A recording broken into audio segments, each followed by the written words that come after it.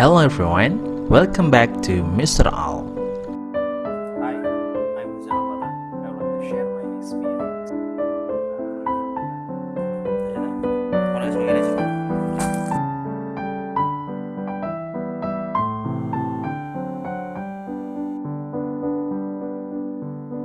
Pendidikan akan dapat dilaksanakan secara mantap, jelas arah tujuannya, relevan isi kurikulumnya, serta efektif dan efisien.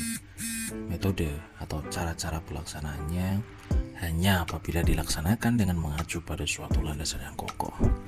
Oleh sebab itu, sebelum melaksanakan pendidikan, para pendidik calon guru ini perlu terlebih dahulu memperkokoh landasan pendidikannya. Mengingat hakikat pendidikan adalah humanisasi, yaitu upaya memanusiakan manusia. Kenapa hal ini selalu saya garis bawahi?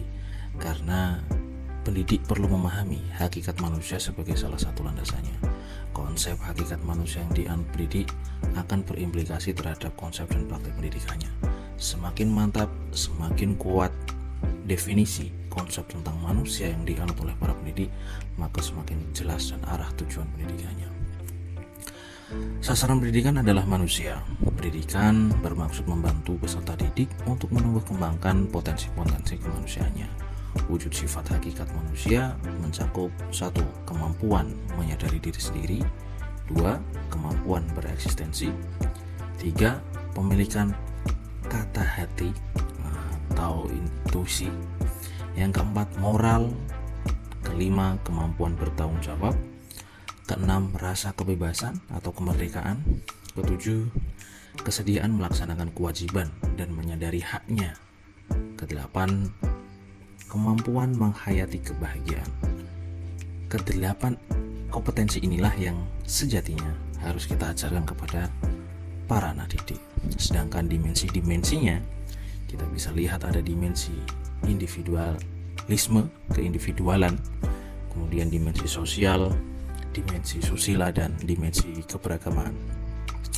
Jadi manusia atau anak didik kita ajarkan untuk memiliki 8 aspek dasar tersebut, juga 4 dimensi dasar fungsi dan peran manusia sebagai makhluk individu, makhluk sosial, makhluk susila, dan makhluk beragama.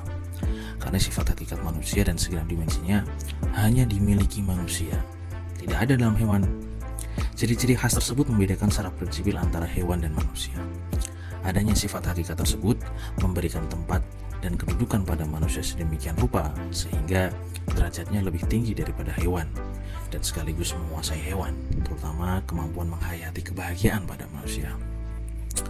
Korelasi antara manusia dan pendidikan dapat terlihat pada pernyataan semua sifat hakikat manusia dapat dan harus ditumbuh kembangkan melalui pendidikan, dan berkat pendidikan maka sifat hakikat dapat ditumbuh kembangkan secara selaras dan berimbang sehingga peserta didik menjadi manusia yang utuh. Ingat, kita mengupayakan pendidikan, dan pendidikan tidak hanya sekolah. Oke, ada beberapa tingkatan yang bisa kita buat sebagai level-level dalam pendidikan ya. Paling tidak ada 5 tingkatan tingkah laku. Yang pertama adalah tingkat anorganik. Tingkat anorganik ini berlangsung menurut hukum alam. Misalkan batu besi akan jatuh menurut hukum percepatan gerak beraturan.